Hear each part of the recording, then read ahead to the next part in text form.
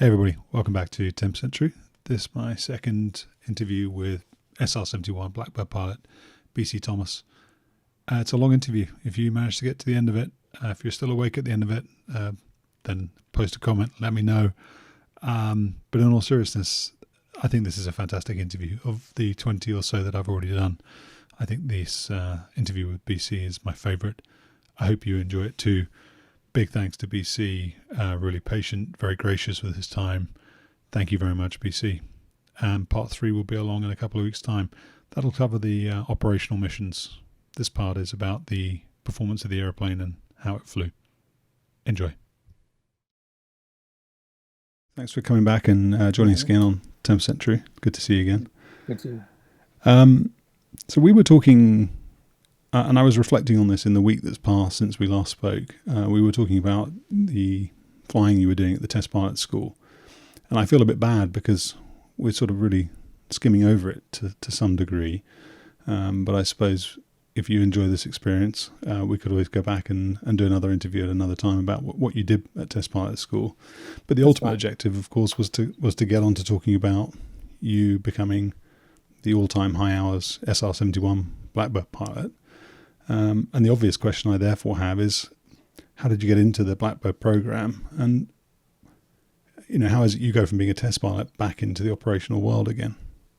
Well, I went through the test pilot school in 1973. It's about a year-long school. Graduated in December of 73. Then I was high enough in the class to get Edwards. That's the next assignment, so I stayed at Edwards.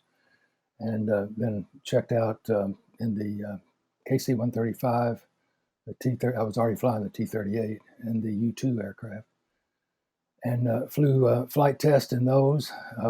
My friend Pete Hartwick, the guy I talked about earlier, he and I were T-38 test pilots for the Air Force, and what I mean by that is that we monitored the T-38 and were looking for any problems.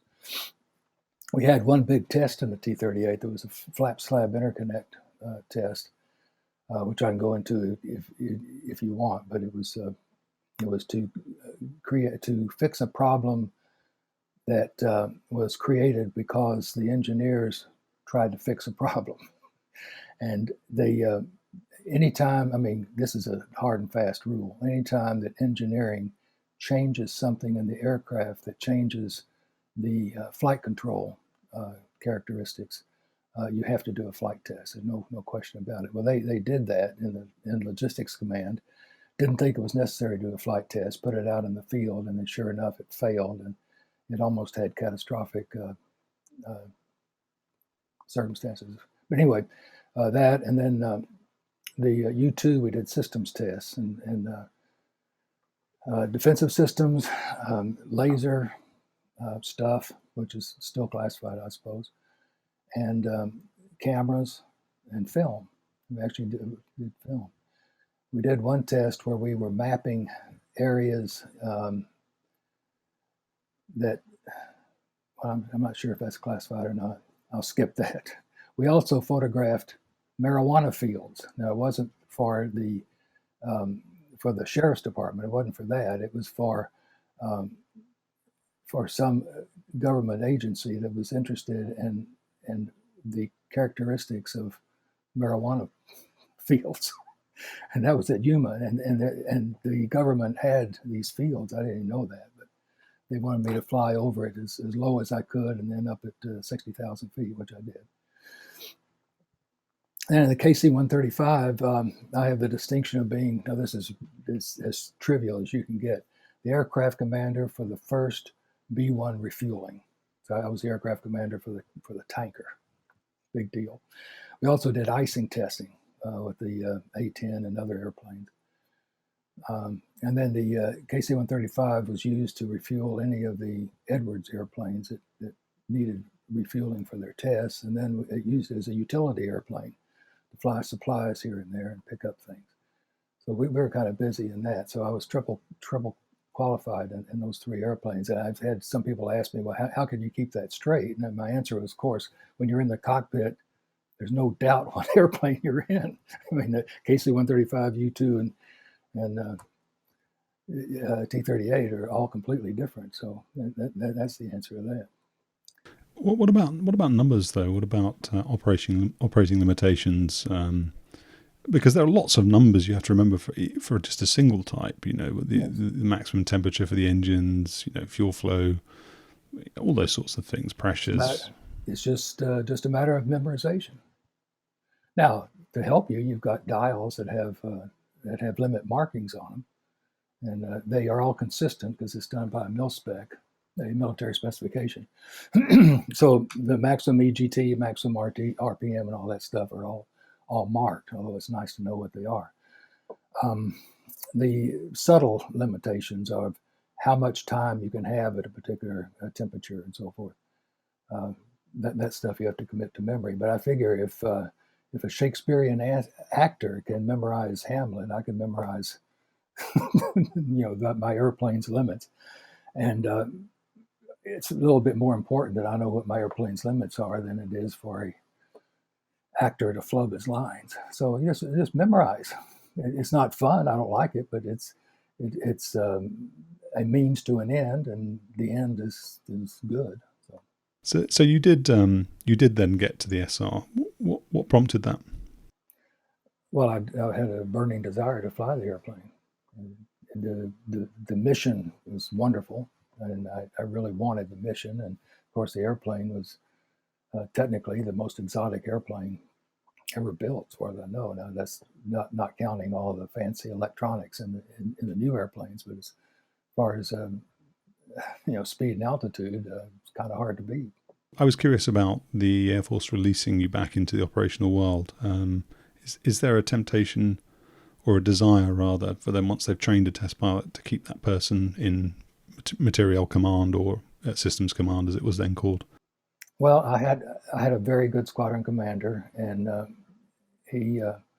talked to him, personally, and told him what I would like to do. And I was at Edwards for 3 years, so 4, well, not counting test pilot school, and that was it was the minimum service that you could give at Edwards before you're sent off to somebody else.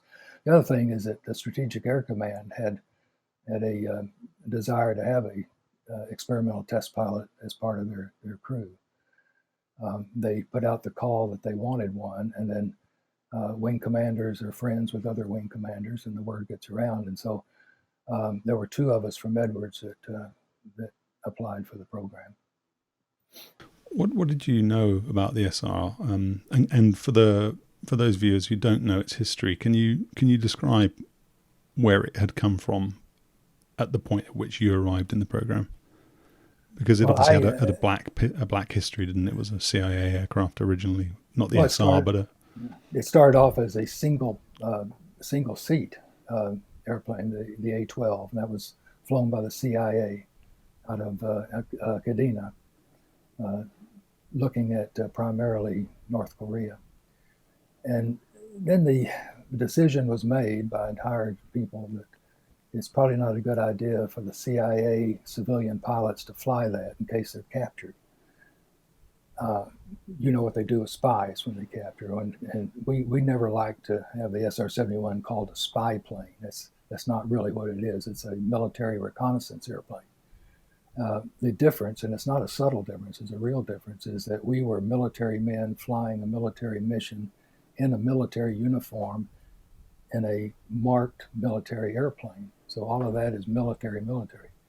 And there are, if you're captured, which was certainly a possibility, then we're supposed to be treated according to the Geneva Convention. Whereas, like Francis Gary Powers, they treated him like dirt when they caught him. And especially North Korea was particularly belligerent. And we primarily flew North Korean reconnaissance missions out of Kadena. And they were not very good to the Maiguez people, the ship that they commandeered and pirated, took in all of their, and then of course prisoners like us, like reconnaissance, are always pawns. They always to get us back, which firmly convinced the United States really wanted to, if we were captured, would do everything to get us back.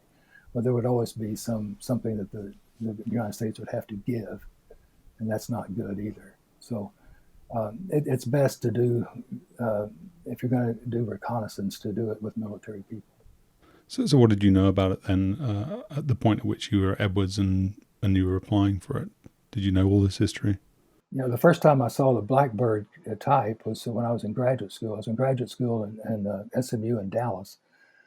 And the Carswell Air Force Base was in Fort Worth. And they had an air show in 1966 where they had, the first time the Blackbird, which was a YF-12, was on display for the public for the first time. And they also had the XB-70 there. And they also had a U-2 and RB-57F and all the airplanes. I mean, I was just like a candy store. I was just agog. I was a second lieutenant, so I put on my Air Force uniform and went to Carswell, and was just loved that air show, and got to look into the cockpit of the YF-12. They had a lieutenant colonel sitting in the cockpit, and they had a lot of the gauges covered with cardboard, but I could see, it had a stick, and I could see what the flight instruments looked like, and the planform of the airplane, and walk around it. And I, of course, at the time, I had flunked my test to be a pilot, my eye test. And so the thought of ever flying that type of airplane was certainly it was in my mind, but I didn't think it'd be possible.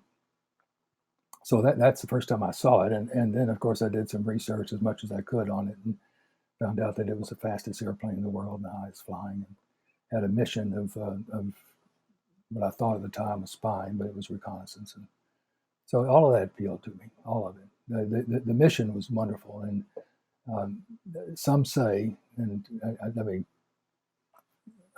soften that a little bit, but some say that the closest you can get to combat in peacetime is flying reconnaissance, because you're flying either over a country or in the very near vicinity of a country that doesn't want you there, and would love dearly to shoot down the airplane or capture it. Anyway, the reason I say that is I would never say to a combat pilot, fighter pilot especially, hey, I fly combat too because I'm a reconnaissance pilot. That would not be good. So anyway, the mission appealed to me, and I'm a pretty patriotic guy. I don't. There's not too many people I hate, but I hate communist dictators, and I hate communism. And the Cold War was getting pretty hot, especially with Vietnam.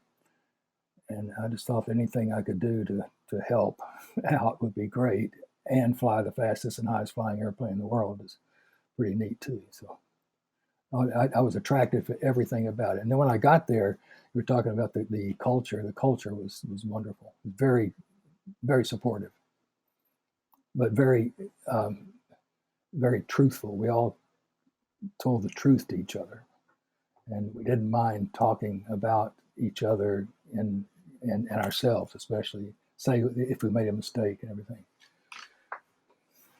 It was just a great group.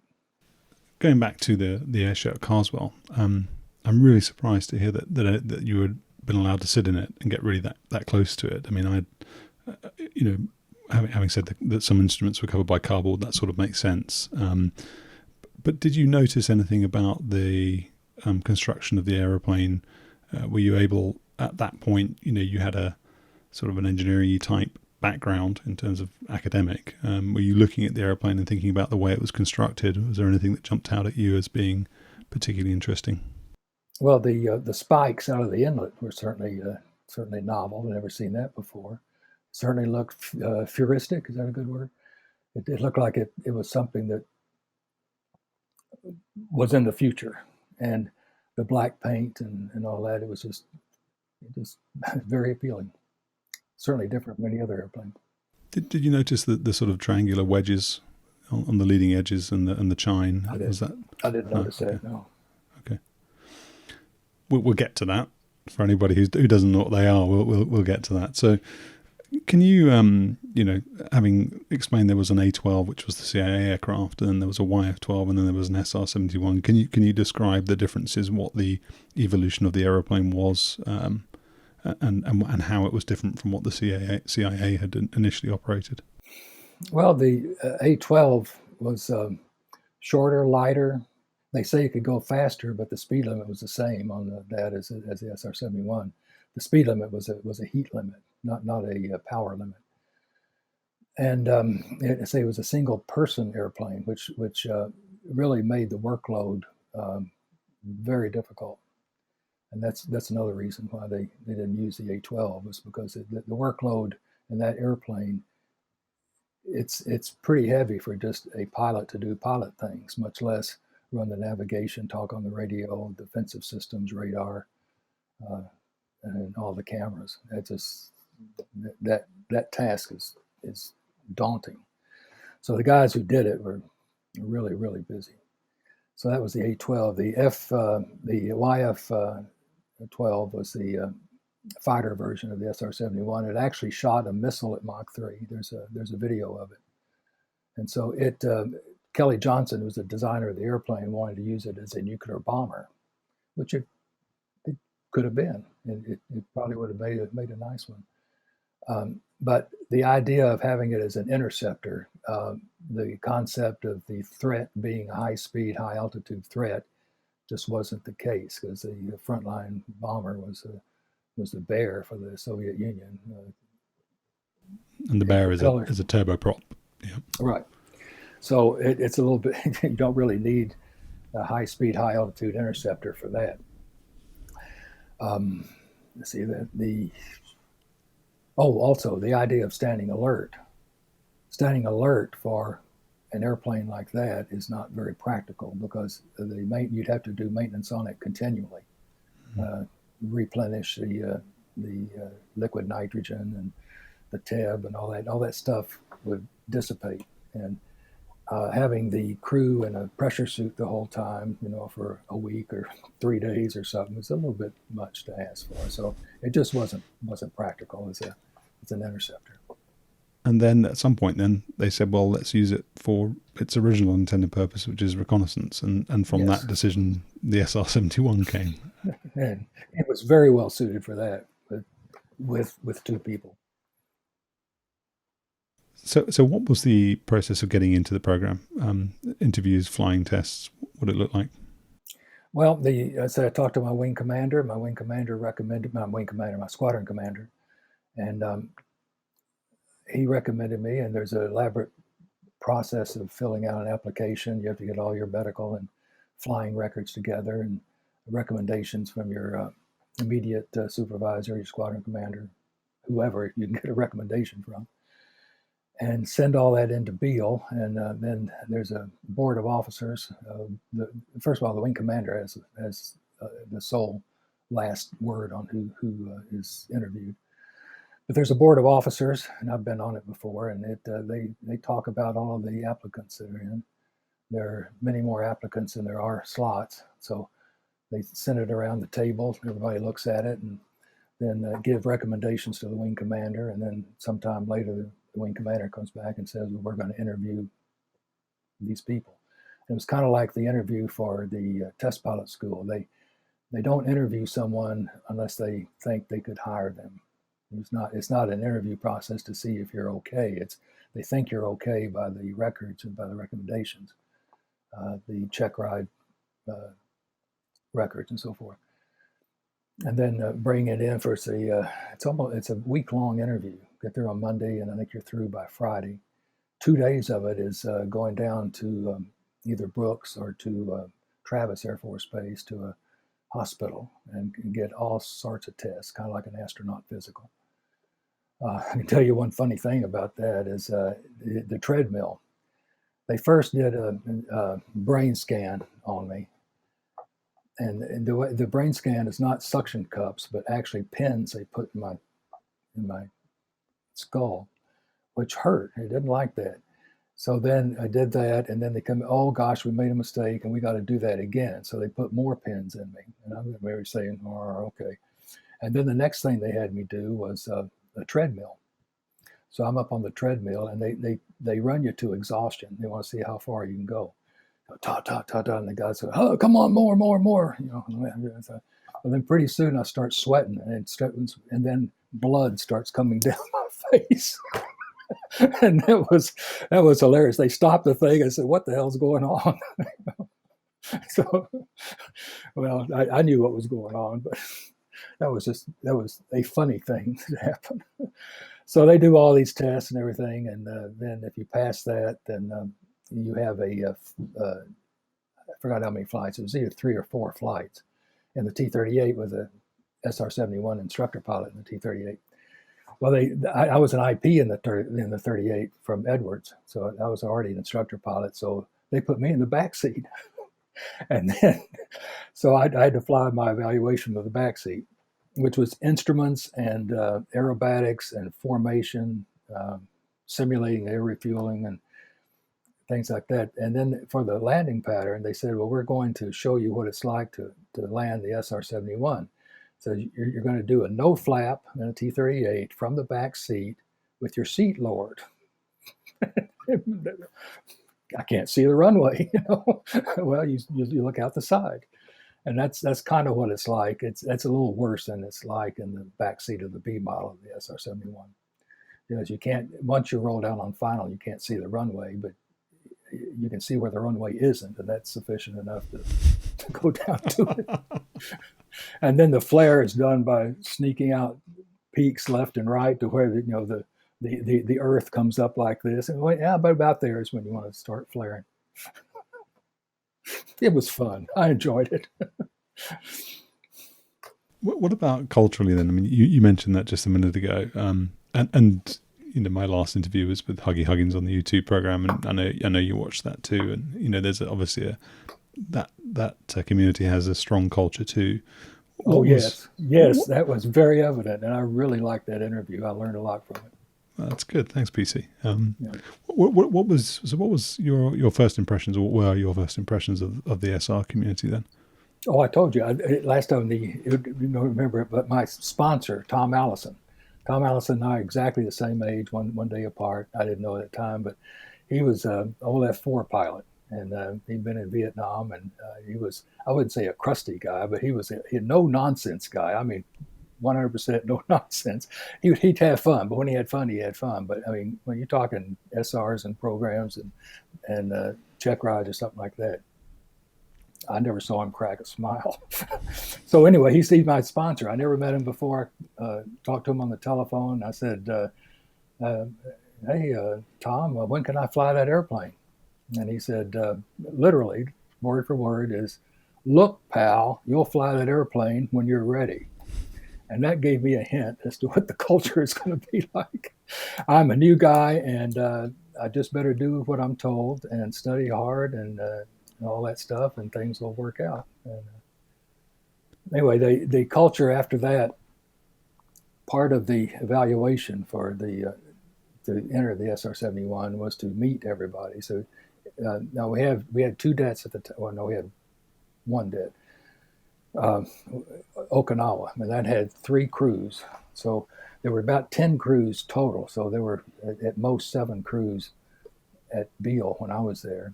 And of course, if there's somebody on leave or something. But anyway, I got to meet 10 to 14 people of the crew members, and the DO and the squadron commander and the wing commander.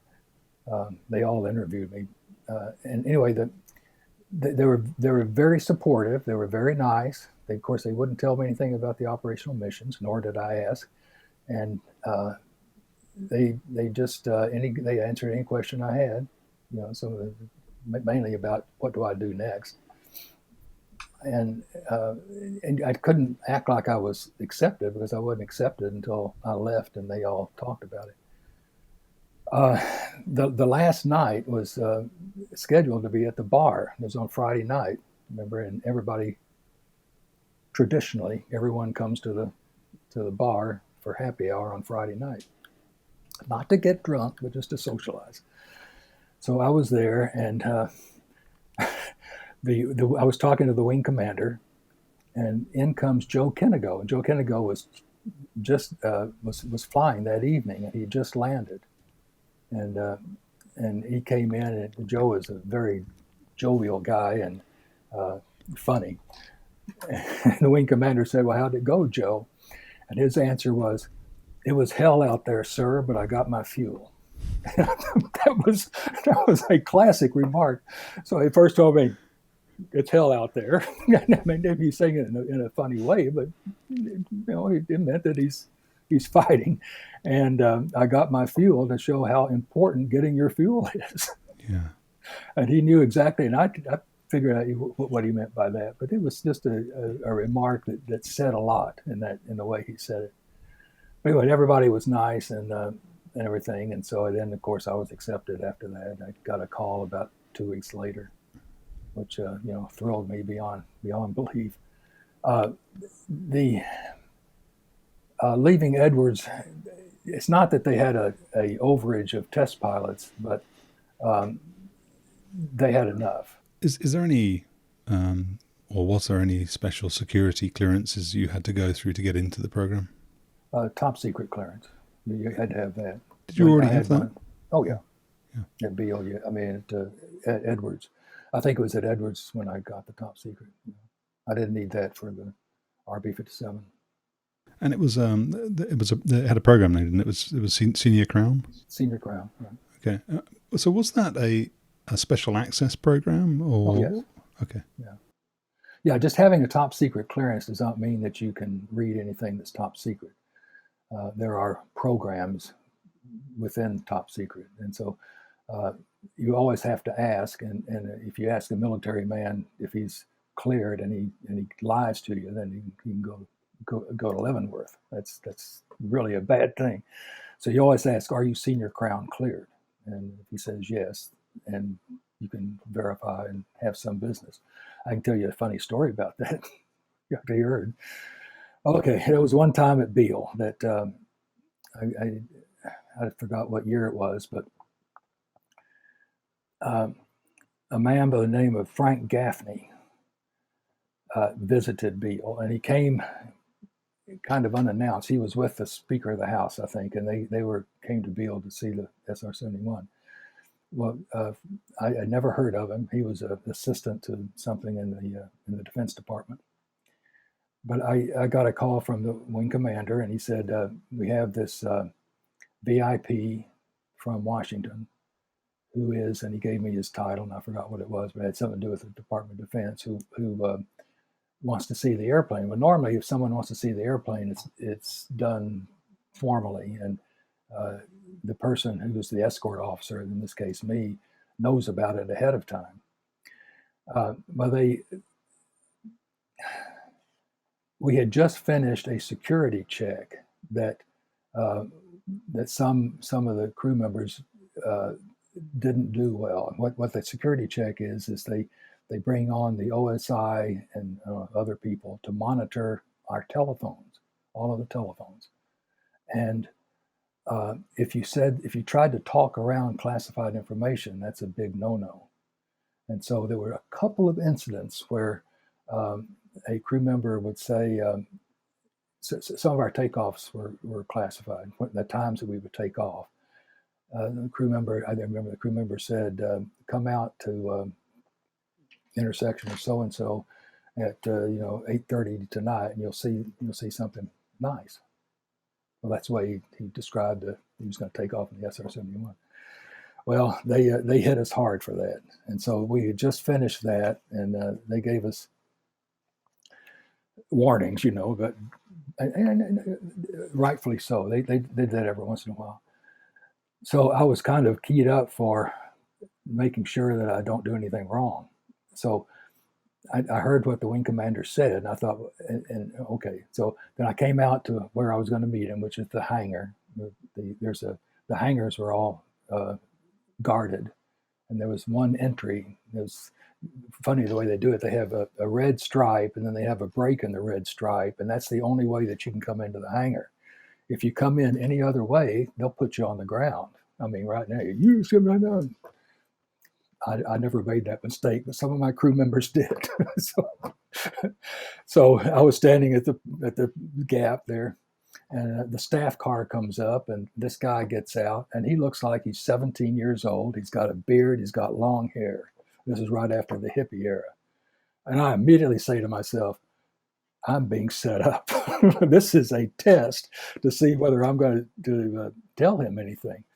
So he came up there, and I met him, and shook hands, everything, and then I was not a very good escort officer, and then I didn't tell him anything. He wanted to see the cockpit, and I no, sir, that's not allowed. I asked him first, were you a senior crown? He said yes. Okay, well, at least he passed one thing, but as it turns out, he was in fact a legitimate guy, and he's a very famous guy now, at least in the U.S. In the conservative world. You can see him on Frank Gaffney, Gaffney, yeah. Okay. He has some videos out. Anyway, he doesn't look anything now like he did then, but I mean, it was so funny. So I have never seen him. I've never talked to him since then, but when I do, I'm going to apologize for being such a lousy tour guide for him. I'm sorry, sir, but you sure did look funny. It's been mentioned twice now. So the cockpit of the airplane. I think I know the answer, but I'm going to ask instead of assuming. Well, why was it secret? Why could people not see? Well, it had limits marked on it, and the inlet controls. We had two sets of bypass doors, aft and forward, and then the spike and all that stuff was written on there. And so the altitude was not marked because it was on the TDI. I don't know, just in general, and certainly the back seat was the sensor operator and the nav system. The nav system was pretty exotic, and so anyway, they just said it's classified. Operating an airplane where almost everything about it is secret. You've just described that you shouldn't talk about secret things in sort of over the telephone or in open areas or whatever. You can't talk around secret things. You say something secret, that's Leavenworth. That's a definite no. So okay, so yes. you can't talk around it. So how does that impose, or does that impose any limitations on the ease in which you operated the airplane? I mean, do you always have to go into a vault to have a conversation? Were there any sort of briefings that you could do that didn't involve that? Was it a hindrance in any way? No, we would do our mission planning in the vault, yes, because we'd have maps and stuff out. But the mission planning was more elaborate than the pre-flight stuff that we would go through before we flew, the day of the flight. So we would have our mission materials out on the table in the Physiological Support Division office where we were, and that's okay because there's no one around there who's going to be looking at us. No, it didn't really. All of our briefings were done in a secure location, the debrief and everything. No, the whole base was. I mean, you just couldn't wander around that base as a civilian, or I couldn't now. No military person outside the area could come in there. It was all guarded. Even the T-38 line was guarded with the red thing, which I thought was a little overkill, but that's okay. It certainly kept our airplane safe. You said in the last interview that the airplane was hugely complex technically. Can you describe then the process that you underwent of getting to the point where you were ready to fly it? Oh gosh, well that was about a year. You go in and have first thing you do, you get the flight manual, and I showed that to you last time. It's around here someplace. It's a 3-volume set of books. The first volume is the most critical for us, and that's the airplane description, normal procedures, emergency procedures. Then you have limits and auxiliary equipment, weather, all that. Anyway, that's it. It's two volumes. I'm sure it's the biggest flight manual the Air Force has ever had. Our checklist was about that thick, and it was heavy. And I put that on my left knee, and my mission checklist on the right knee. And had that open all the time. If I was at climb or cruise, it was a climb page, a cruise page, and so forth. And the original question was what we had to learn. Okay, so read the -1. We went to training, ground training in all the systems. So all of this is a month or so. And then the simulator. The simulator was where the training really, really started. So when you reported for simulator, when I reported for simulator training, I was expected to know the emergency procedures, the normal procedures, not from memory, the normal not from memory necessarily, but to have a very good working knowledge of what it was. Emergency procedures you had to memorize. And then the rest was practice and relearning. So the first few simulators were just going through the normal procedures. Maybe they'd throw in an emergency or something. But then when, and I forgot how many simulators we did, but we had numbered simulators and then warm-ups. So we always had two simulator, and a simulator session was about 4 or 5 hours for the brief and everything. Usually we would fly a one-loop mission because we couldn't simulate air refueling because there was no visual. It was all procedures. It had it was a moving simulator, motion, 3 axes, but also rolled. Up, down, left, right, roll, and yaw. Would also crash. I could get to that later. The crash was spectacular. So then for better part of a year, you go through the simulator, say 9 months maybe. And then after that, you get your first flight. Our first flight, at least my first flight, was a subsonic flight. We didn't go out. We just went out and refueled, practiced refueling, came back and practiced the patterns and landings. Then the second and all the subsequent flights after that were to emulate a real reconnaissance mission, where you take off, go to the tanker, refuel, accelerate, have a high Mach leg, Mach. We usually go at 2.4, 2.8, 3, 3.1, 3.2. 3.2 was the highest. That's what I would, and it was kind of our choice what we flew. I always flew 3.2 in what they call the denied area. If you were in a SAM ring, I thought I wanted as much energy built up in that airplane as I could get. So anyway, all that takes is about a year or so.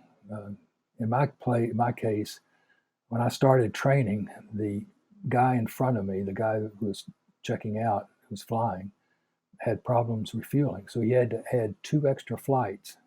Otherwise, he was a good guy, but he just had trouble refueling.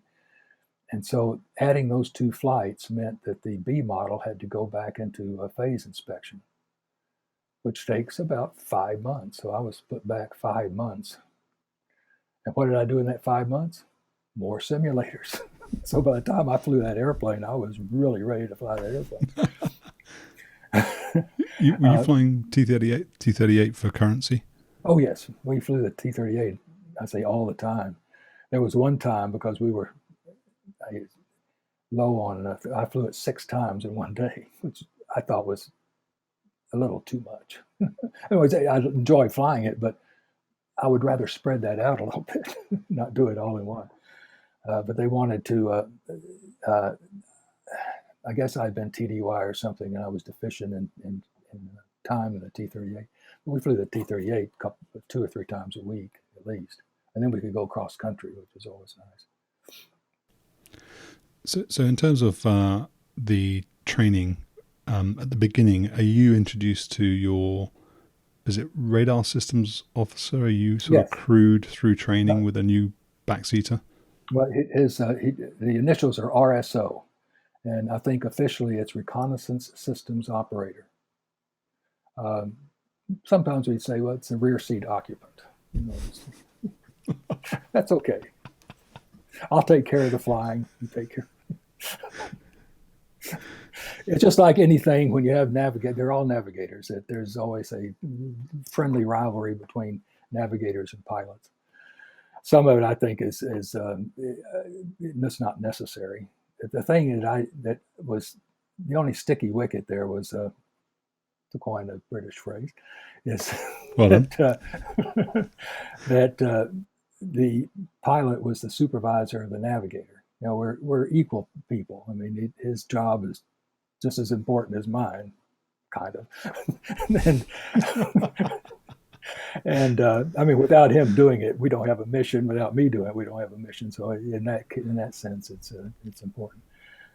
But I was his reporting officer, and frankly, I didn't like that. I didn't want to be a reporting officer on my navigator, because I didn't want to tell a lie if he made a mistake, which he rarely did. But and it just put us in a supervisor subordinate role that I just wasn't I didn't like.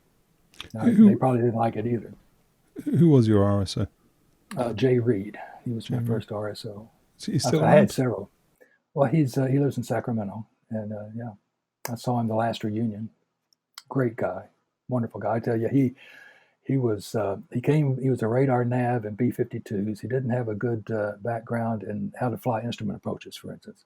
It was the first time we flew T-38 in the weather, and we were going to make a letdown and a penetration approach, ILS or something. So I said, okay, now set up your instruments. Well, he didn't know how, and he didn't know how to read the approach plate. Well, I was kind of shocked. I thought everybody knew how to read an approach plate. So we got down, and I taught him, and then after that it was okay. But it just a little different background.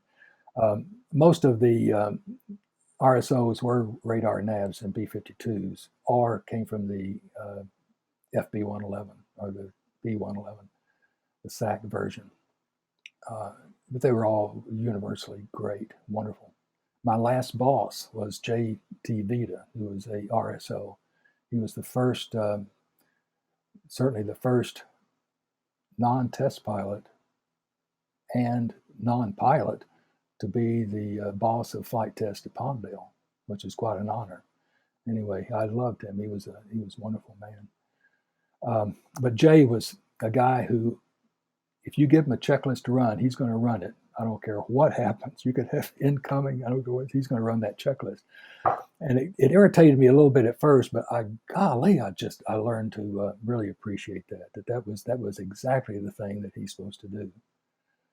I would be trying to describe something, and he'd be running the next checklist, or the next item. That's okay. He's doing it right.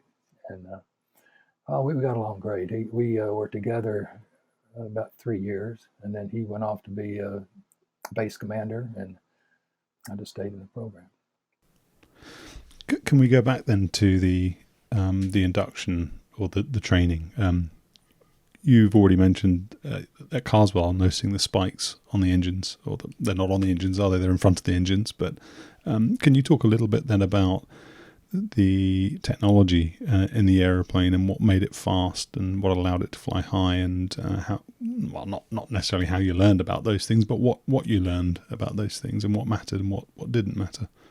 Well, I wasn't a physicist. I took physics in college, but not aerodynamic physicist. So I was a little bit surprised at the heat rise as you get to Mach 3. And I now know where it comes from and everything. But that was the first thing that surprised me, was the average. If you look, I've seen other things quoted, but the Lockheed people say the average skin temperature is 620 degrees Fahrenheit. And I know that the window in front of my face was about that, because it was like my oven on the cleaning cycle. It was really, really hot. So that was the first thing. But what does cause that? Sorry to interrupt, but what does cause that then? So you said you know what causes it. What is it specifically about that? Well, you're going through the air at about 340 or so knots equivalent airspeed now, but you're going, and that's the dynamic pressure on the airplane. But you are traveling at max speed, about 2,200 miles an hour. But every time you hit a air particle, it turns into heat, and it's just like kinetic energy. It's one half MC squared, not MC squared, 1/2 rho V squared. That's what it is. And so it's the square of the velocity is the heat rise. So that means if you double your speed, it's 4 times the heat, 4 times the kinetic energy. So I could describe to you what happens to the airplane from takeoff to Mach 3, if you like. From takeoff, it's like a conventional airplane. It literally has more thrust than weight, empty. So you add fuel to it, and that decreases the apparent thrust. But it had enough thrust that you're at a 12,000-foot runway, which we operated out of almost all the time. You're going about 400 knots at the end of the runway with the gear up. So acceleration was not a problem. Then the speed limit at sea level is 500 knots dynamic pressure, 500 knots equivalent speed. And we had a direct reading of the equivalent airspeed right in front of us, which is the most important speed that we were dealing with, that and Mach number.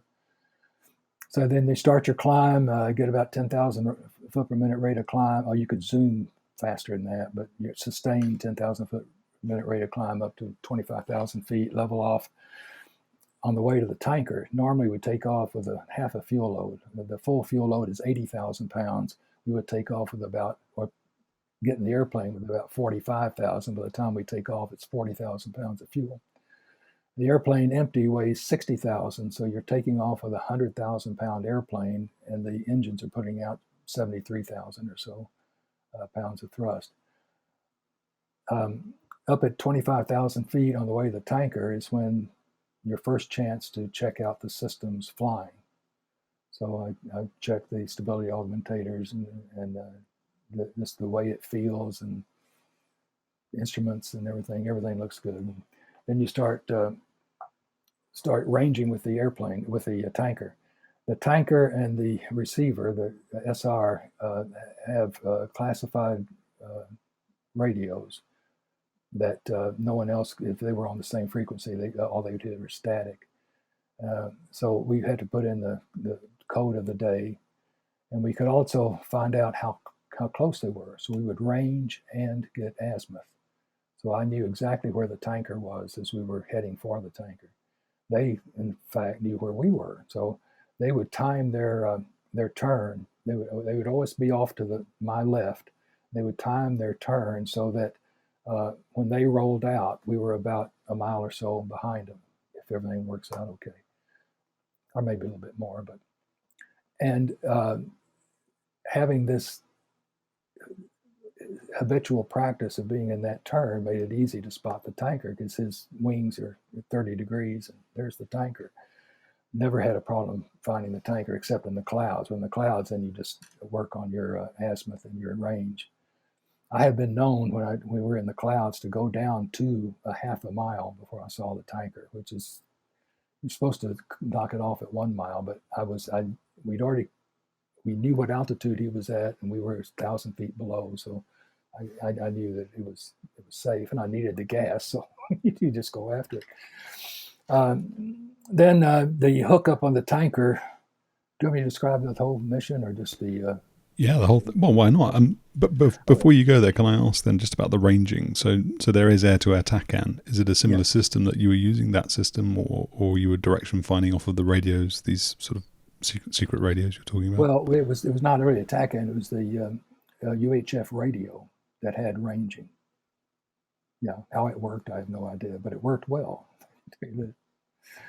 So I have a video. Look at BC Thomas on YouTube. I have a video of that. I didn't know I was being videoed at the time, but the boom operator, the guy with the boom operator, took it of my approach to the tanker, and you first see the SR-71 way down there, hardly make it out, and then I had about 100 knot overtake to the tanker. And in fact, the boom operator mentions at one time closing rapidly. And I like, because as long as I'm VFR and I can see everything, I wanted to get it there. I wanted to practice getting there in as quickly as possible. So the recommended technique is to go to the right wing and stop, and that's called the observation position. And then without any, except for training missions, all of our refuelings were done radio out. We didn't talk on the radio. Then without any clearance or anything, if you didn't have clearance, the boom would be stowed. So if the boom is normal, go to the pre-contact position. And then on a training sortie, then you say, Aspen 30 stabilize pre-contact, and then the boom operator says whatever he wants to say, clear it in or something. On a normal, on a operational mission, then you go to pre-contact, everything's fine, and just go right on into the contact position.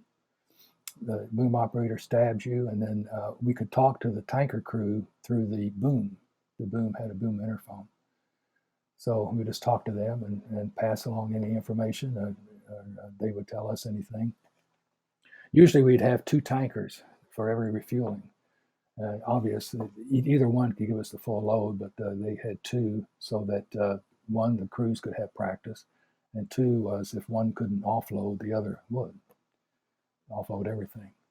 I never had a problem refueling, as far as the tankers passing fuel. So you say hook up, get about half your fuel load, and then go over to the other tanker and do the same thing.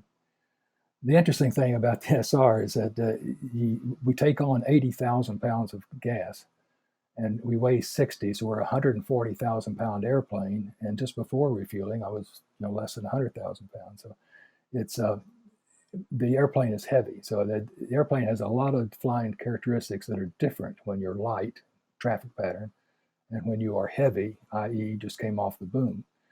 Came off the boom, you better not pull more than about 1.5 Gs. It's just very, very sensitive. It's a delicate airplane at that time.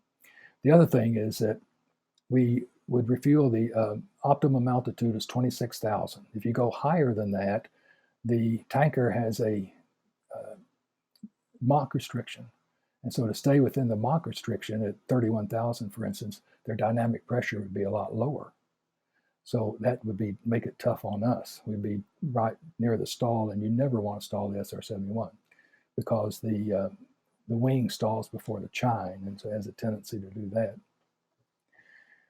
So you want to be at 26,000 feet. You want to be as high as possible because when you get off and you start your climb, you don't have to climb 26,000 feet. You're already there.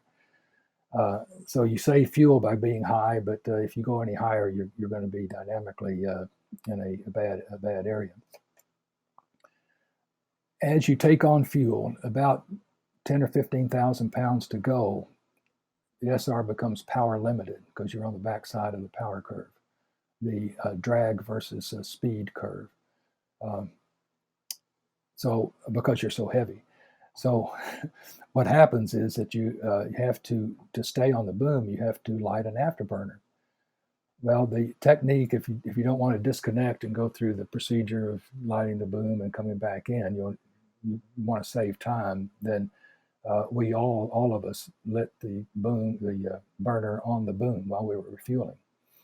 And it took me about close to a year to figure this out, but this is the procedure. And this is honest. And this, you do this in the SR-71, you will not have a problem. So you hooked up everything. As soon as I felt the throttles hit the mill stop, 100% without afterburner, then I would always tell the boom operator, because you don't want to do anything jerky. The boom operator is not prepared for. Boom, I'm going to light the left afterburner. You light the left afterburner because the only window that's anti-iced is the left window. So when you light the left afterburner, that skews the airplane to the right, and you can see better like that. So you put the left throttle in afterburner range, and you go 1 potato, 2 potato, 3 potato, and pull the throttle back that much, and it's perfect. You're right there.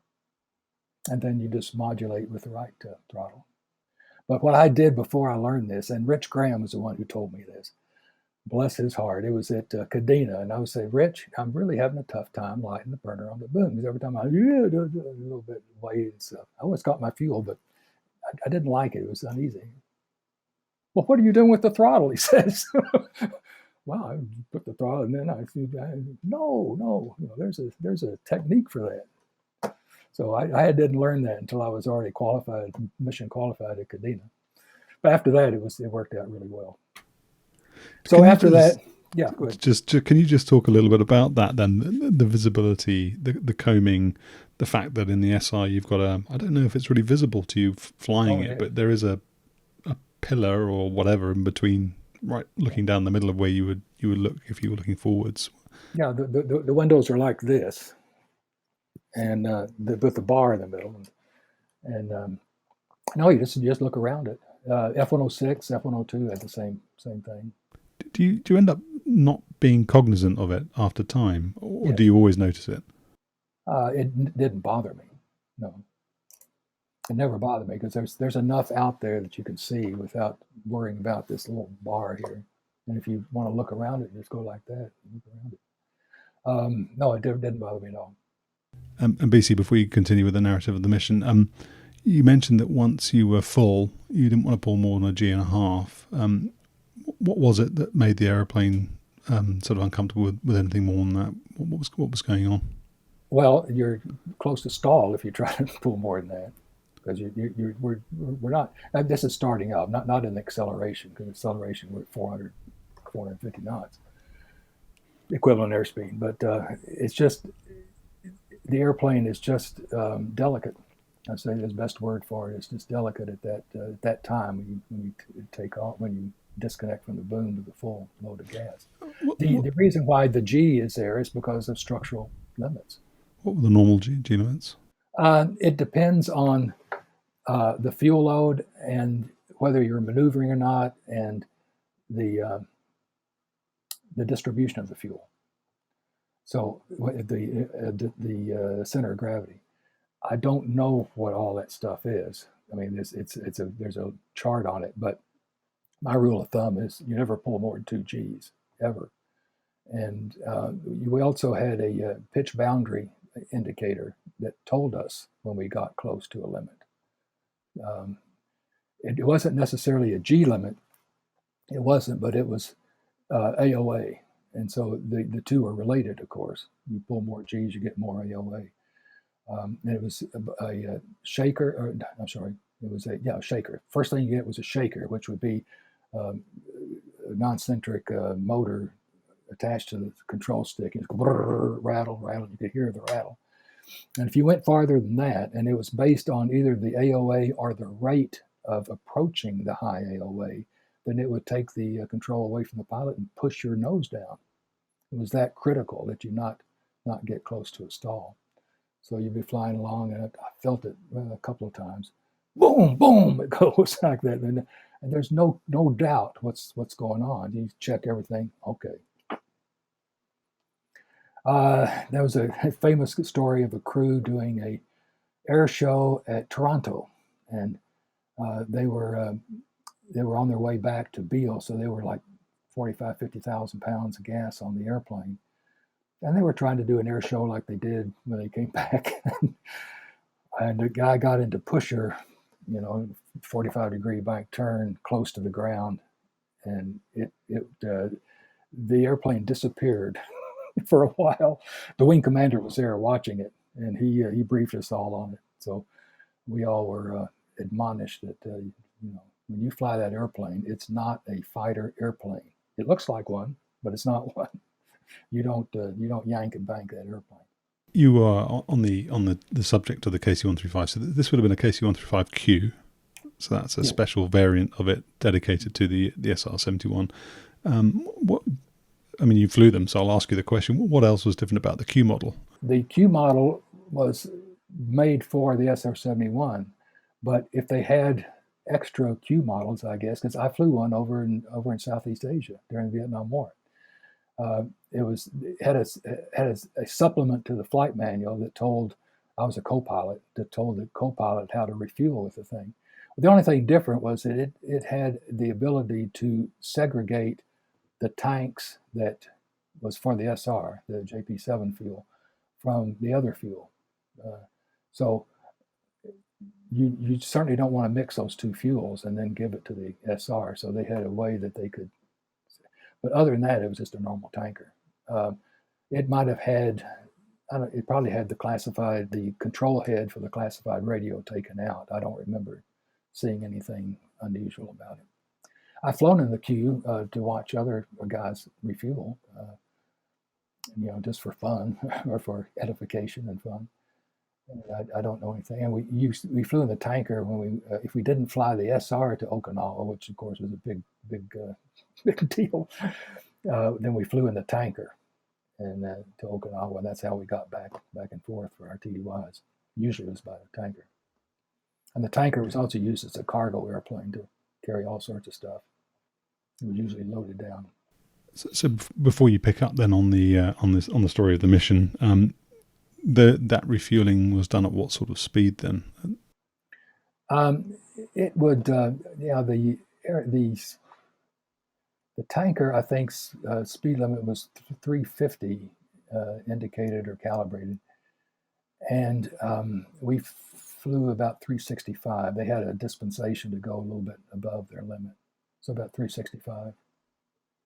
All right, so after the tank, then we run the checklist and then start the Axel. We had an Axel checklist. Put the engines into min afterburner, make sure everything works, and then gently put them up to full afterburner. Again, check the engine instruments, everything works. Then now we're looking for 450 knots or 500 knots, 450 usually, just to have, so we wouldn't be at the limit, and start a climb up to 30,000 feet.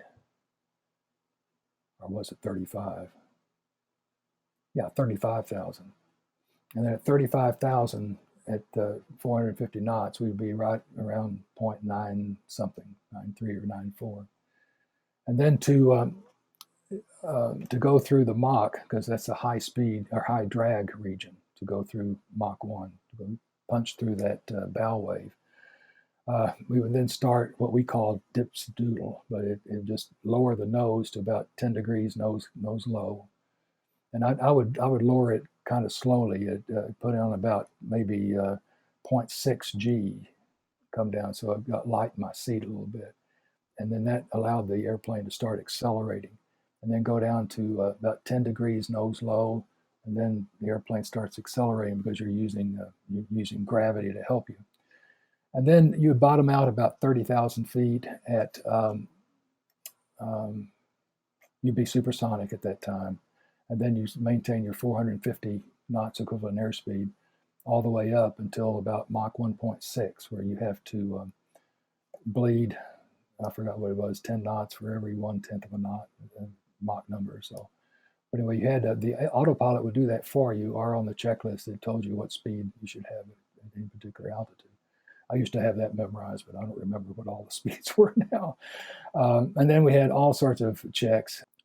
So we had lots of checklists, monitoring. The main thing we monitor is inlet guide vanes and speed, of course, Mach, fuel, center of gravity, and the inlet. And then the inlet starts scheduling about 1.7 Mach or so. And the spike, you see the pointy thing out the engine, retracts. It tracks 26 inches. So at Mach 3.2, it's all the way back at 26 inches. And if the spike is, the position is pretty critical. If you get off, you could get an unstart, which I'll describe later if you like, or you can lose gas. If the spike is too far forward, if it's a half an inch too far forward, that could mean the end of the mission, fuel-wise. You wouldn't know it for a while, but it would. Your fuel curve would start going down. So then once you get level, now your dynamic pressure is now around 340, maybe 330 knots, equivalent airspeed. But your Mach is Mach 3, and your true airspeed is 1,800 or so. If you want to push it up more than that, you want to go to Mach 3.2 was the maximum Mach on the flight manual that you're supposed to go is Mach 3.3. we would cruise at 3.2, giving us a little bit of pad, just for that reason. So you have pad, but you could always go that extra tenth if you wanted to, assuming that you're staying within the temperature limits. How high are you at this point? Well, you'd level off about 73,000, and then as the fuel burns out, then you'd be above 80. Or you could go right to 80 if you want to, but you wouldn't be at optimum altitude. We always flew at optimum altitude for the power setting and for the gross weight and the outside air temperature. So we had a checklist that would take all three of those variables into consideration and tell you what altitude is best for you to be.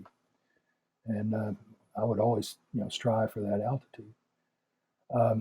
The autopilot did not have altitude hold on it, so the only thing you could do is set an attitude hold. And one particular attitude would usually be okay to follow the Keys bleed schedule, because the higher you go, you have to go at a lower dynamic pressure because you're at a higher temperature, and that's for structural reasons. So your speed limit, I've been asked, hey, what's the fastest it can go? Well, I don't think anyone knows the answer to that question, because I don't think anyone would be foolish enough at 80,000 feet to go to full power and just see what happens. I mean, that's pretty stupid. I never, ever, and I don't think anybody else, well, maybe one guy, intentionally broke any speed limits or any limit on the airplane. There's just no reason to. If I break the limit and the next guy breaks the limit and the next guy breaks the limit, then the airplane is not the same airplane. It's not the airplane that maintenance has promised it will be for the third or fourth guy. Because all of these limits are not absolute brick walls. They're all probability statements. So like the limit, the first limit that we would hit would be the compressor inlet temperature of 427 degrees centigrade, which is 800 degrees Fahrenheit. And this 427 sounds funny. It was because it's 800 degrees Fahrenheit, and then the gauge is in centigrade. So if you hit that limit, then you're supposed to stop. And usually we would hit that around Mach 3.2. So that's the temperature of the air coming in and meeting the front of the engine? Correct. The front of the compressor. Okay. What other limits did you have then? I mean, not necessarily the numbers, but what other things were you looking for temperature-wise? Because that was going to be my next question. How do you know what the temperatures are? Because we had bay. We could see what our bay temperatures are. I mean, we had a selector for that. And the cockpit, we had two independent air conditioners that either one would cool the cockpit to survival, but you need both of them to be comfortable. How do I know? Because I lost one time, and the cockpit got up to 160, I think, or something like that. It was damn hot. Now, the good news is that we had air circulating in our pressure suit, and if you inflate your pressure suit, then you are somewhat insulated from the outside temperature. But what was funny was it was 160 may be too much. Maybe it was 140, but it was above 120. Because 120 is what it is in Arizona, in the summertime. But it was hot to touch the control stick. The control stick was really hot. Yeah, I could feel it through the garden gloves, the pressure suit gloves. Anyway, that was just one time that I lost that one air conditioner. And we continued the mission. I mean, it was uncomfortable, but if we'd lost the other one, then we might. The thing is that I don't know how quickly the cockpit would heat up. Obviously, you can't live in 600 degree Fahrenheit temperature. That's your oven on cleaning cycle. Seriously. So you can't stay at that. Well, if you did emergency descent, I think you could get down pretty quick. The thing is you have to reduce your speed. That's the big thing, to reduce your speed. I mean, I'm definitely not sort of engineering-y or sort of aerodynamically minded, so I hope this isn't an absurd question. But you mentioned low dynamic pressure. Does that mean that if you had, for whatever reason, to eject at that altitude, even though the Mach number would have been high, the impact of the airflow on your body as you left the aeroplane would not have been as great as maybe sort of you were lower down and a bit slower?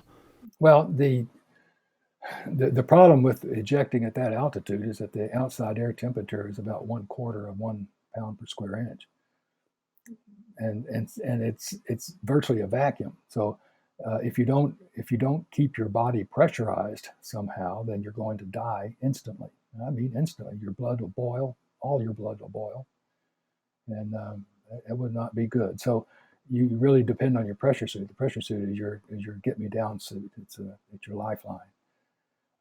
I never had a loss of pressurization, so I never had to use it in emergency. But every year, I think it was, we were in the altitude chamber, and they would do that. They would put the altitude chamber down to maybe 60,000 feet. It wouldn't be all the way to 80,000, but down to 60. And then they would depressurize it or pressurize it by, they have two chambers. You're in the small chamber. In the big chamber, they take down to 60,000 feet. You're here, and then they bring the two chambers together. So what happens is you're really isolated from breathing any of this air, because you get there's two independent systems of oxygen going into your helmet. It's 100% oxygen fed into the face plate, which is sealed at all times. And so that what the instance is, first of all, there's instant fog, and they're testing whether the pressure suit will inflate. It inflates immediately. I don't mean within a second, but I mean immediately. So you go whoosh, like that, and then of course your hands are like the Pillsbury Doughboy, like this. But it's still enough that, you know, if you've got some biceps, you can fly an airplane that way. But people have ejected at Mach 3, so there are demonstrations for that. St. Martin and Carnahan were guys at Mach 3 that ejected. They said that it felt like somebody hitting them with a 2x4, not wham in the face, but just whoo, you know, back, just hit them like that, and that I think they might have lost consciousness too. But it's kind of a funny thing maybe they didn't. The suit had built-in life preservers, 3 of them, any 2 of which would keep you afloat, and they would inflate upon contact with water. There were sensors that would, so if you bailed out over the ocean, and we did a lot of over ocean flying, then you wouldn't even have to be conscious to have everything work okay. You would have to raise, it's funny that most people think that you could lower your faceplate, and that's no, you have to raise your faceplate, because if you go underwater with your faceplate, there's an anti-suffocation valve, and the water would come in there and fill up your faceplate. So you got to open that. Oh, the other thing is that written on our pressure suit sleeve, if you ever see a picture of somebody in a pressure suit, you'll see written here and here are 2 checklists, and those are checklists that you perform on the way down from your ejection. I always like to say, well, it'll give you something to do, because you're going to be falling for a while, a few minutes, and it automatically opens it. The parachute automatically goes at 15,000. You have a life preserver and a raft and a survival kit that automatically deploy just like a normal fighter airplane. Oh, and the other thing is that the faceplate had a built-in battery in the suit that would keep the faceplate from fogging up, because obviously if you're out in the minus 60 ambient air, it's going to fog up. So that you can read that checklist, you can be advised that the visor will be okay, will be clear. Let's return to the progress of the sortie in a second, but I just wanted to, before I forget, on a bit of a tangent, ask you about landing in the sea then, because I think there was one individual who ejected and landed in the sea and drowned. Yes. I mean, what were you expected to do if you landed in the sea? Were you expected to just stay in the spacesuit? Well, sorry, I keep calling it spacesuit. Were you expected to stay in the pressure suit, get yourself into your life raft, and just wait to be rescued? Were you supposed to get out of the pressure suit somehow? Well, you didn't have a choice. There's no way you could get out of the pressure suit. Okay. Can you take the helmet off? I mean, well, you could take the helmet off, but you didn't have to. The helmet's pretty good to protect your head from hitting things. No, we practiced that. We went through water survival in the pressure suit. I've been through it, I don't know, 4 or 5 times, where they actually put you out in the water with a raft, and then you practice getting in. You go to the back of the raft, grab both sides, push down, and then pull that. And so, as long as you get your CG inside the raft, then you can wiggle with it, to get the raft under you. So it's doable. It's not easy, but it's doable. And I won't say I didn't have any problem, but I got into the raft successfully each time. And then once you're in the raft, then you can take your helmet off, sure. And is that? I mean, the one thing I would wonder is whether it could fill with water and then just drag you down. So would you do your take? That's why you had 3 life preservers on you. Okay. But then you think about sort of the ejection process and whether or not those could become, I don't know, maybe this is just not how you'd think if you were flying the aircraft like you did. You just don't go through the different scenarios. But I'd think, well, what happens if there's 2 of them don't inflate? Well, I don't know what to say about that. If they don't inflate, you're in big trouble. So that's why you flew for a living and others don't, because you don't go that far in your thinking then. Well, the stuff that they give us for life saving equipment is darn good. It is good. It's checked, and the people who do it are professionals. I can't tell you how. I mean, I had one suit malfunction one time, and it inflated when I couldn't control it. It inflated on my way to the tanker. So here I am like this, and I said, well, I really can't do the mission with this because we were not allowed, unless we were in bad territory or something, we're not allowed to continue our mission with an inflated pressure suit because you are restricted. But I tried everything. I even radioed back to the physiological support people and asked them, and it just wasn't anything I could do about it. So the way that you depressurize your suit is to break the seal at the glove, and now it's just a normal thing. It's a normal flight suit then. So you're up at you haven't ejected. You're up at sort of 70 odd thousand feet, climbing as you get lighter. Mach 3.2. What happens next? Or maybe you could introduce. You mentioned it a few minutes ago. Unstarts into the equation. What are you dealing with as a pilot then? Well, I say first of all, you have to be at the right altitude given the gross weight and everything. If you're lower than that altitude, then your knots equivalent airspeed will be too high for that altitude.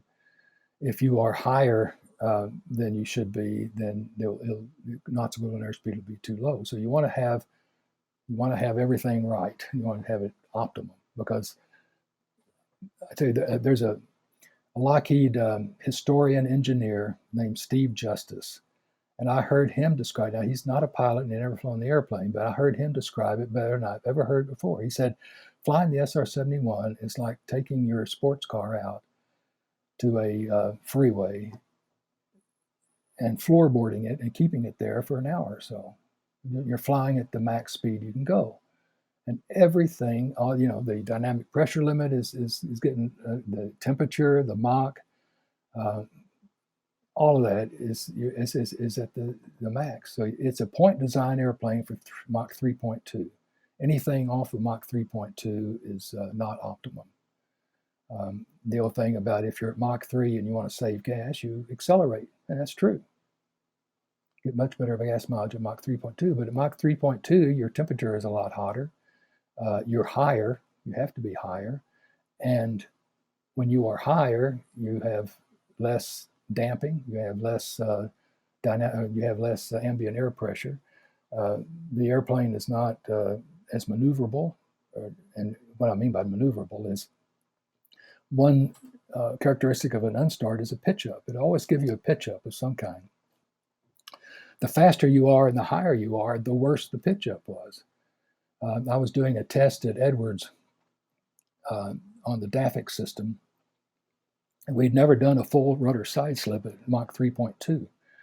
So we decided, Tom Tilden and I decided that we would put that in the flight manual, in the flight plan. So I went up at Mach 3.2 and did a full rudder side slip. Well, it was just fine until I got to that last inch. And when I got the last inch, it let go like I had never seen before. It was the biggest, loudest unstart. And I was in the worst possible point you could be. The airplane pitched up, and I went full forward stick, trimming nose down, and it still went up, and then it stopped, and then it kind of stayed there for a little bit, and then it started coming down. And I was reminded of Bill Weaver. Bill Weaver was a Lockheed test pilot in the early days, and he lost an airplane finding out what the aft CG limit was. He was in a 45-degree bank turn at Mach 3.3 probably, and had an unstart, and the airplane pitched up and just kept on pitching up, and he went to full forward stick. So that's the kind of limit you're looking at, is that you are flying the thing at the flight manual limit and an airplane's limit. That's a lot to unravel in that. Can you start, for those who have no idea what it is, by explaining what an unstart is? Yes. First, a started inlet is,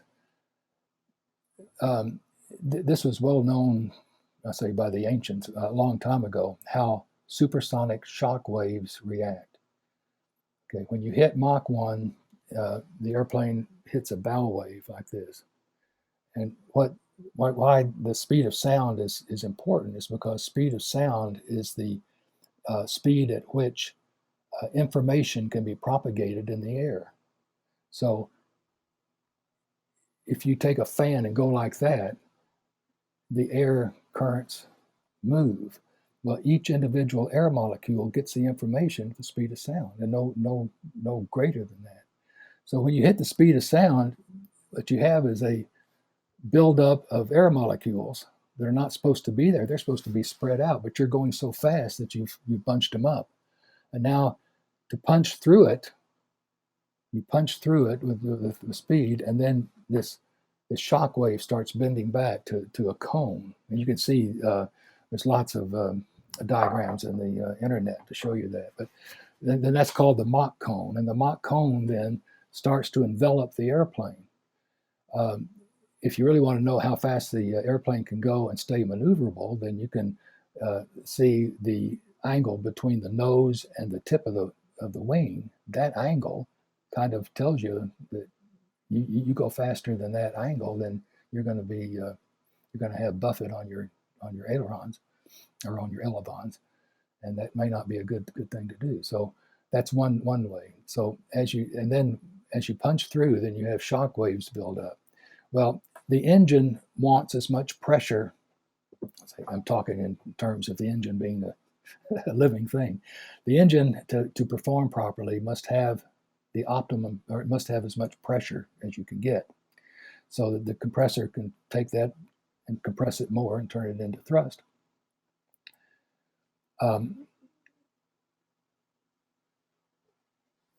If you go from now when you have supersonic flow, you can either set up a series of oblique shocks which gradually decrease the pressure coming in on the free stream side of the flow,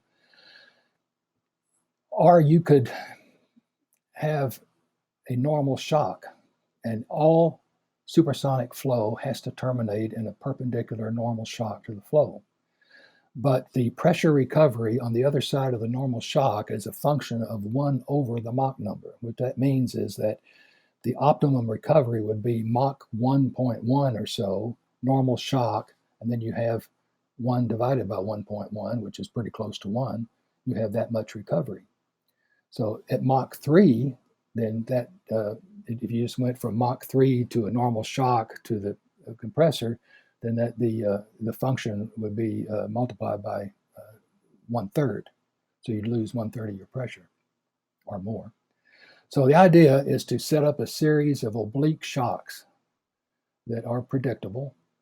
And you do that by changing the position from the first thing that the air sees, which is the tip of the spike, which is very sharp, and the inlet. And then inside the inlet, as you accelerate, you want to change the capture area by moving the spike back. It increases the capture area.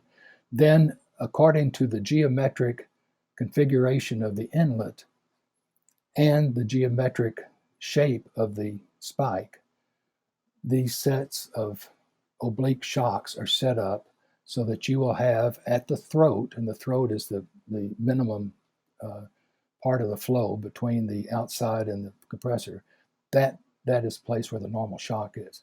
So if everything's working well, you have slowed the air down scientifically, methodically, and have recovered all of the pressure that you can have in the inlet. Now, I said earlier that the outside air pressure is about 1/4 of 1 psi.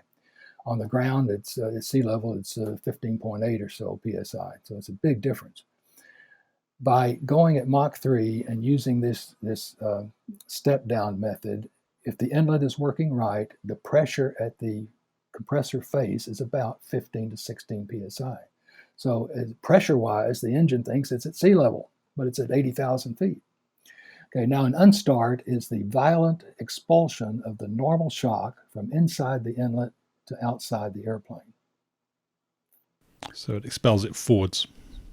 Yes, yeah, it goes wham, wham. And so I say violent expulsion because it happens immediately. And sometimes there's no warning for it. Now, what would cause it? Well, for one thing, angle of side slip. I demonstrated that at Mach 3.2. Now, the airplane is the spike is supposed to compensate for side slip and for angle of attack, because they both would cause this, which would bias the spike slightly forward and make it a little bit more safe. This is how it works. But I can tell you at Mach 3.2, that's not enough. Don't do a full rudder side slip. And there's no reason to do that anyway. It was just a test, So anyway, so the violent expulsion. So what you have to do is, for that particular inlet, is you have to make it in a safe configuration. The safe configuration is to open the forward bypass doors and keep the spike full forward. Well, this gives you an increased drag, and it's on the first supersonic flight, the instructor always demonstrated this. Here we are going along, and you could hit what they call the restart switch, and that would put you in this safe configuration. But it would feel like this, the drag, considerable drag on the airplane. There's nothing to keep you from taking the throttle and going full then to stop the deceleration. But what are you doing? You're flying around with your throttle in full afterburner, and what's your fuel doing? Going down. So you want to get that thing. You want to get that thing fixed as soon as possible. The emergency procedure is, first of all, the Air Force never cared for making emergency part of the emergency procedure, the immediate action, something to do with flying the airplane, because we're all supposed to know how to fly the airplane. On this one, it's different. It was alpha within limits, and alpha within limits means, and we all know, expect a pitch up, check your alpha. If you don't see the nose coming up, check your alpha anyway, because it might be. And if it does come up, then be prepared to go full forward stick and trim down. The trim actually would increase your nose down authority from the elevons. So that was the thing that you could do. That's what I did, and it worked. The recovery procedure is to first bring back the spike. So you have a manual pot or a potentiometer that you can put the spike back to where it should be, noting your Mach number and noting the position. And the spike, incidentally, was in Mach number. It was not by inches. We don't care what inches is. I want to know where that thing should be, because the spike was strictly on a Mach schedule, the position, spike position. So if I'm at 2.8 now, I put that thing at 2.8 and it biased it a little bit. So and then you take the forward bypass door and close it down. That's called a manual inlet if you've done it manually. What you can do is let it go through its normal recycle and just see what happens. And most of the time it came back and restarted just fine. So it would do that automatically for you one time, and then if it didn't work that time, you do it yourself. You said it was violent, but violent it was. So you would bang your head against the canopy, and it was completely unexpected, right? Unexpected, yes. There were a few times when, if it rumbled or something like that, it might happen. There was one airplane, 958, I think, that had a habit of doing that, rumble and unstart. Yeah, I think it was 958. We called them by number. We knew those airplanes. 956 was a trainer, and it was always in good shape. Yeah. So how long did it take to get the engine back doing what it was supposed to do? How long, or the shockwave rather, doing what you wanted it to do? 4 seconds. Okay, so it didn't impact operationally. So you could be in the middle of a mission and it wasn't the end of the world. But now this is another caveat: is you better know what you're doing. See, because if you get the spike back first before the other thing is, what makes flying at high altitude critical is that your EGT, your exhaust gas temperature, is very sensitive at high altitude. So you have an unstarted inlet, you have decreased the flow of air into your compressor. Well, what does that do? That increases your EGT. The -1, the flight manual said you have 3 seconds to get that EGT back if it goes above 950, I think. We had a crew that had an instart, and you were at high Mach, and they burned up an engine in 3 seconds. They were not to blame for it, but they were at high Mach and high altitude, and they tried. Oh, I know, their D-rich system failed. That was the other thing. We had a D-rich system that if the EGT got above a certain limit, and it was maybe 30 degrees higher than the max limit, then the fuel control would actually take fuel away from the engine and cause a degradation in the engine, just like taking your throttle back below afterburner.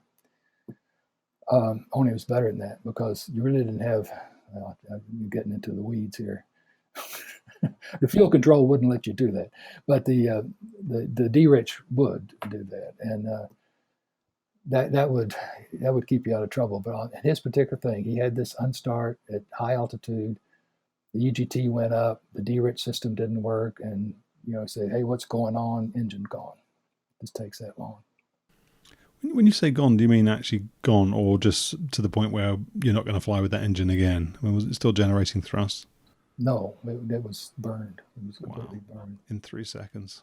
Oh, gosh. Yeah. Well, it might have taken a while to really burn it, but it was, by the time they got on the ground, that was just garbage in the inlet. Before we're never going to get to the end of this mission, because I keep asking you questions. But before you pick up the commentary, then. Just circling right back to the beginning of the conversation, you talked, I said to you about the cockpit, being surprised that people could, were allowed to see it. And you mentioned that, it was secret because of those spike potentiometers that obviously indicated the Mach. But you'd also talked about TDI. You mentioned that very briefly. So that's triple display indicator, I think. And you've also mentioned the fact that the airspeed, I think in knots, equivalent airspeed, I think you said, was very clearly enunciated in front of you. What was the design of the cockpit like then from a pilot's point of view? It sounds like there was some good thought put into how to make it as user-friendly as possible, especially given what you've already said about it being a complicated airplane to fly. Well, I can tell you some of the tests that we did. When the airplane was first built, they had a standard attitude indicator right in front of the pilot, like it should be, but they had the standby attitude indicator down here, and that turned out to cost an airplane, and that was the St. Martin Carnahan incident, where they had a problem. I'm not sure what happened, but something happened so that the airplane went into a turn, but the ADI did not indicate that it was in a turn, the attitude indicator. And so the airplane just went like that at Mach 3, and then it's gone because it just disintegrated. So they moved the standby attitude indicator to right on top of the main ADI, so that if one, you could see them together, and if one was cocked off, then you knew to look around and see what's going on. It's flying the airplane, especially at night, and this was at night, the Carnahan thing. Flying at night, you have no reference. Stars look like lights on the ground, and there's no reference if you can't see the horizon. So it's just like flying in a big sphere of light. So you need that. So Tom Tilden was a big mover to get a laser attitude warning system.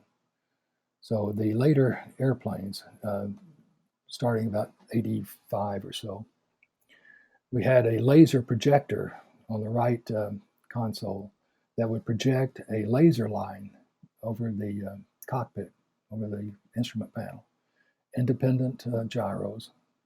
And so it mimicked, and you could change the illumination, whether it's bright or dim, and you could change the position of it. Because one thing we found out is as a laser goes over a switch that maybe the paint's off of it, oh gosh, a big flash. So you turn this thing down a little bit. It was never meant to be an attitude indicator, but only an indication that something is wrong.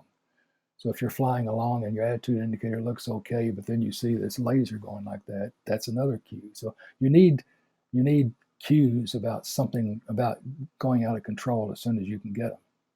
And this laser was one that would do that. So that was one. The other thing is that we put a 4-inch standby ADI on top of the regular.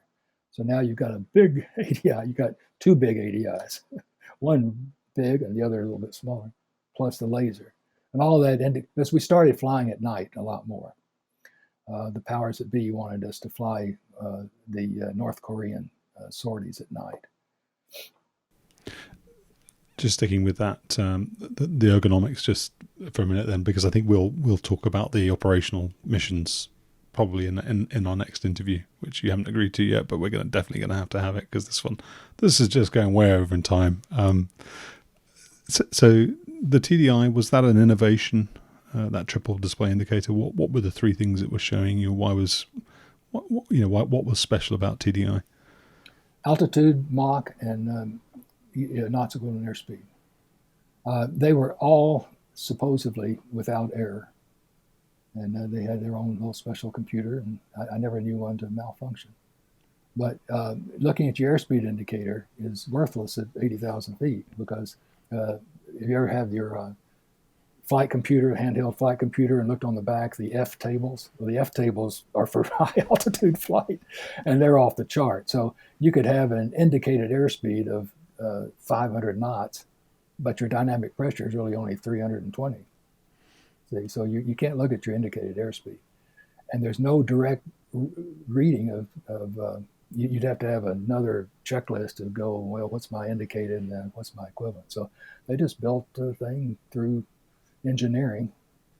I was talking to Kelly Johnson one time. I had the privilege of talking to him twice, and I asked him a technical question about the SR-71, and his answer, I think, to get rid of the pest was, it's engineering. It's engineering.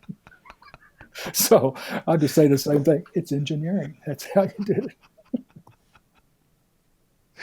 Excellent. If I ask you a question and that's how you respond, I now know that you're trying to get rid of me. Okay.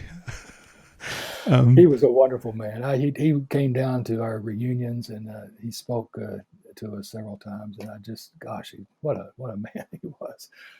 And you probably know a lot about him, don't you? Well, I read his autobiography and Ben Rich's, and of course I've sort of spoken to a few people who met him, but I would love to have interviewed him. That would have been. Did he fly the SR? Do you know? I think he had one flight in. He had one ride in it. Yeah. Yeah. That was what I was going to ask. Yeah, there's a on the internet. There, if you Google SR-71 crew members or something, you see a list of all the crew members who've ever flown the SR-71 and the VIPs, they say, and his name isn't on the list. And it's always kind of but I'd heard that he did. And there's a picture of him in the cockpit with a face mask on. I don't think he flew, at Mach 3, but I think he flew in the pattern, something like that. So automation-wise then, the spikes, the inlets have an automated element to them. You've mentioned an autopilot that doesn't hold altitude, but you can set an attitude in. What other pilot relief systems are there? And what else did they put in to make the aeroplane as sort of less stressful as possible for you to fly? That's about it. That's about I don't know. No. The airplane, I can tell you, I studied my physiological reaction to the airplane, and I came to a conclusion, and I'm sure it's 100% correct. Would you like to hear it? Yes. Okay. Sometimes we would fly long missions, 3 or 4 refuelings. The longest I ever flew was 5 refuelings. That was 10.5 hours. That is a tough job. It is to be, 5 refuelings, 10.5 hours, and you have to be aware of everything that's going on the whole time. So it is mentally exhausting. Sitting it was a rather comfortable chair, but being strapped into any chair for 10.5 hours is not going to be comfortable. But it wasn't, my muscles weren't tired. It was just, I was tired. Well, what I realized, another thing is the symptom. I come down from a flight like that, and I'm dead tired. What do I want to do? I like to lie down and go to sleep. I lie down, I can't go to sleep. I'm too wired. I can't. So what I would do is go for a walk, and I would walk for 2 to 3 hours fast, and that would be enough. And then I realized what happened is that every time there was a hiccup, anything that was going on, I could feel a shot of adrenaline.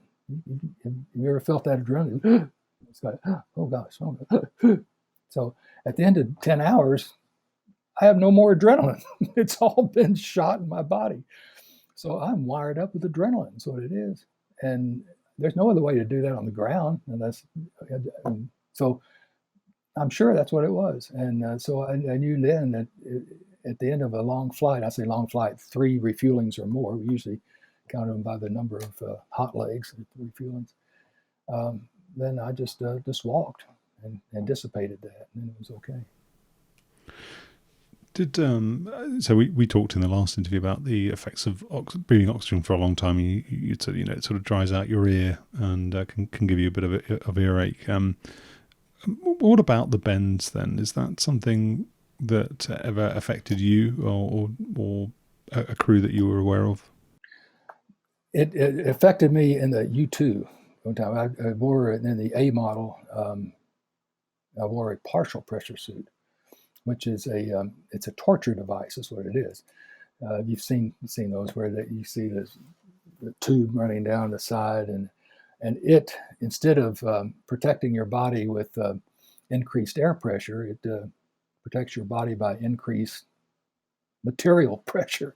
It squeezes on your body. Well, every time I flew the U2 at high altitude, which is most of the time, I would come down and have a blood vessel broken right in my elbow, because you have to move the elbow, and this thing, it was just uncomfortable. And I did feel the bends one time. The bends are the scratchy feeling and everything.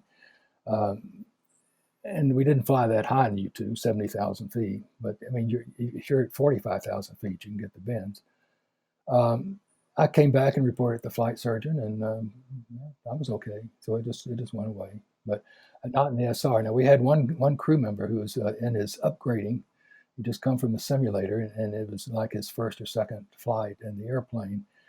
And he didn't properly fasten his faceplate. It's halfway open. And, the other thing is that the SR-71 was not pressurized at 10,000 feet. It was pressurized at 26,000 feet at high altitude. So you're flying at 26,000 ambient in the cockpit. Well, guess what happens at 26,000 feet if you're not breathing oxygen?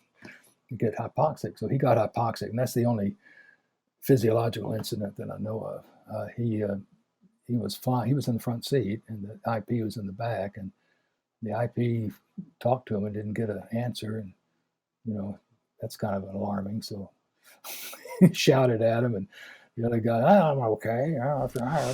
So the IP took the airplane and descended and came back subsonic. By the time he got down to 10,000 or so, he was okay. But that was worth a few drinks in the bar, if you know what I mean. I do wonder. Obviously, you can't answer this question directly, but maybe you can relate the stories that you've been told. But what the experience was like in the back seat then, because not only are they not in control, but the RSO had these tiny little windows, didn't he? I've heard on the Canberra and the PR9 they used to call them day-night indicators. I don't know if they do. They did the same in the SR community, but that's all they were really good for. And things like unstarts and sort of the violence of that, how that worked, especially if you're sort of you're busy doing your job, and then suddenly there's this terrifically violent event, and what that must do to your nerves. Yes, well, they definitely had the harder of the more difficult of the two missions. I think all I had to do was fly the airplane, and it was enough to do that. But he had to talk on the radio, run the checklist, run the sensors, run the defensive systems, make HF reports. He had VHF, UHF, and HF. He had to make HF reports on operational missions. And he had to, and running the checklist is not, running the checklist, that's not a trivial exercise. He had to know the checklist. He had to know, he had to tell me where every circuit breaker was if I didn't know it myself. And like Jay Reed was right there. If I had I'd say it was a couple of generators. And I had a TDI go out one time. And to Jake, circuit breaker pop. Gee, write that up. So he had to know everything, and running the checklist and putting up with a pilot probably is a big one too, because I'm in charge. I'm the aircraft commander. Yes, but I don't do anything without him, and I can't run the checklist myself. I can't fly the airplane. The first rule is fly the airplane. And when you're at Mach 3, 1 degree, you know what 1 degree of pitch will give you? 3,000 foot per minute rate of climb. Well, 1 degree or descent. Really? Yeah. So, what's your turn circle? What's the turn circle at Mach 3? A little under 200 miles if you're at 30 degree. It's 180 miles, I think. That's the diameter of the circle. Yeah. And it takes a while because you go into a 30-degree bank turn and nothing happens on the compass. It just goes, okay, now I think I'll start turning a little bit. That's the impression I get.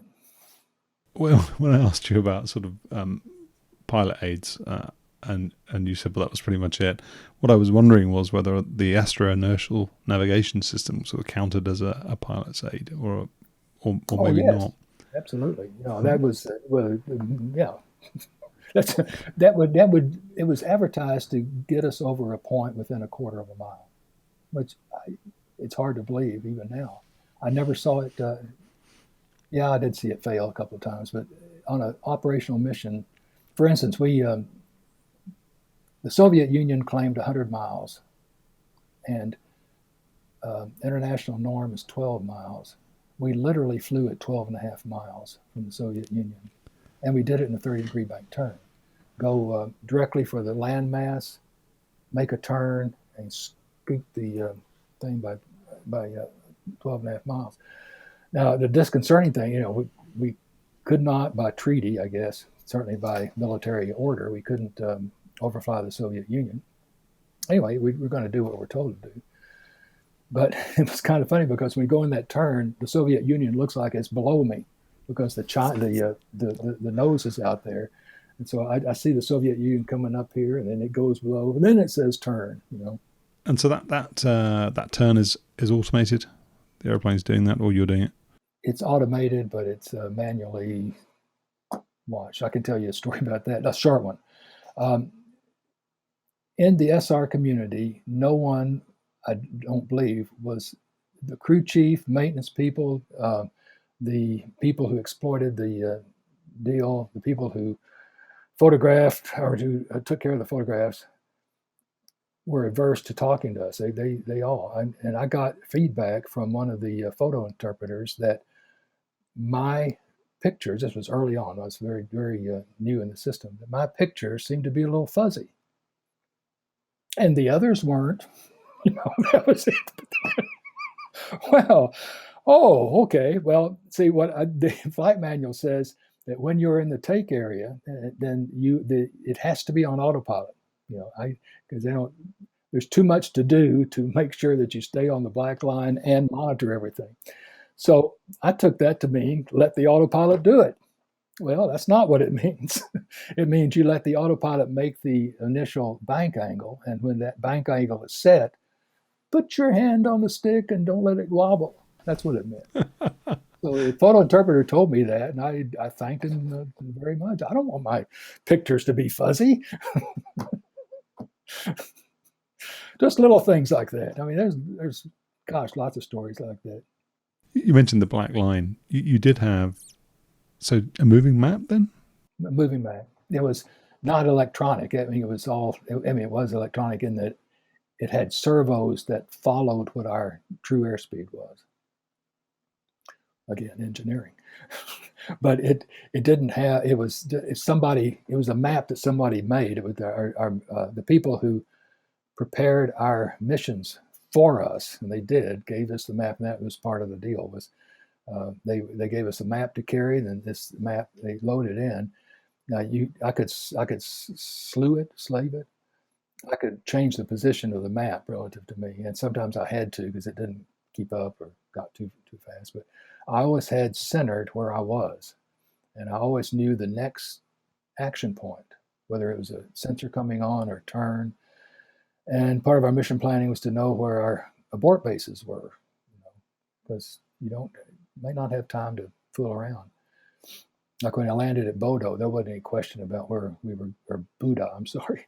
There wasn't any question where we were going when we had that problem. Immediately, both Jay and I knew where we were going.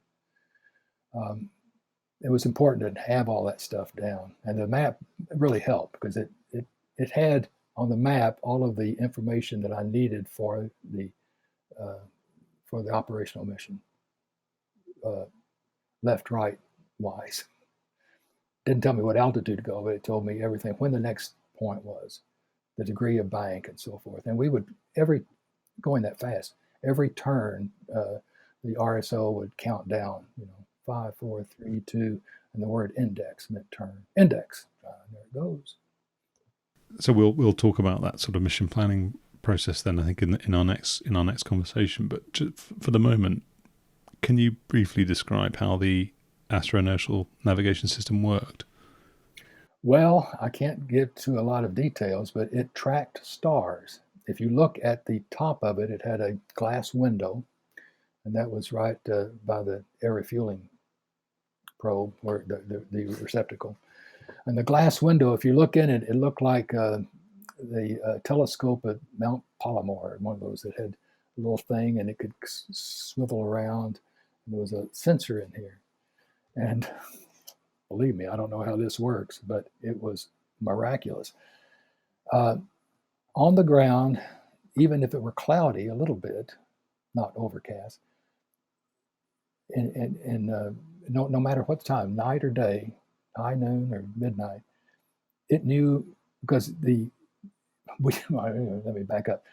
The RSO set the position where we were, and we had places on the field where we operated that were known to the inch where we were, longitude and latitude wise.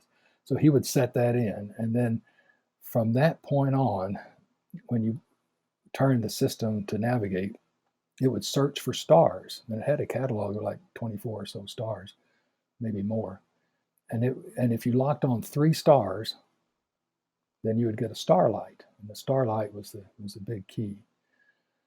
Once you got a starlight, then the system would automatically update its position as well as torque the platform, because as you're going real fast and you're going around the Earth, that my longest mission was California to Murmansk, Soviet Union back. Well, that's a quarter of the Earth about. So a gyro would try to stay nice and level with itself, but this thing would actually torque the platform. It was good, and when it worked, it was within a quarter of a mile, as far as I know. And presumably, once it had found your location, that was it. You didn't have to do anything else with it. It just did its thing. Oh. Now, I did know how to operate it because I was an instructor pilot, and in the back seat of the B model was the nav system. Well, it's pretty important to stay on your track, even in a training sortie over the United States, because the last thing you want to do is start, booming Des Moines or something, and then getting all of these, because it's loud. That thing is loud. We would have to modify our track sometimes because of people calling in, complaining about the sonic boom. So it was very important to stay on your track. And, if you're a guy who likes to disobey orders or something, or go off the track or anything, that's not the program for you.